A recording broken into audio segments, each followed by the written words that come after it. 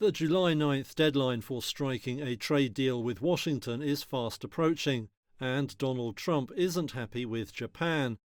Writing on social media, the president singled out rice as a sticking point. He said Japan's refusal to import American-grown rice was a sign that countries had become spoiled with respect to the US. They won't take our rice, and yet they have a massive rice shortage, he wrote. Last week, Trump said a number of countries would get letters notifying them of the higher tariff rates they would face after July 9th. On that day, duties are scheduled to revert from a temporary level of 10% to as much as 50%. Speaking Monday, White House press spokesperson Caroline Leavitt said Trump would act unilaterally where there was no deal.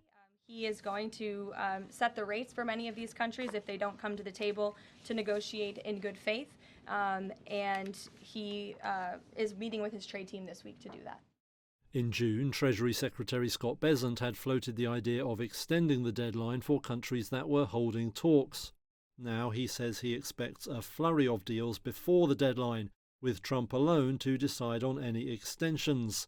Autos are another flashpoint, with Trump accusing Japan of unfair trade in the sector.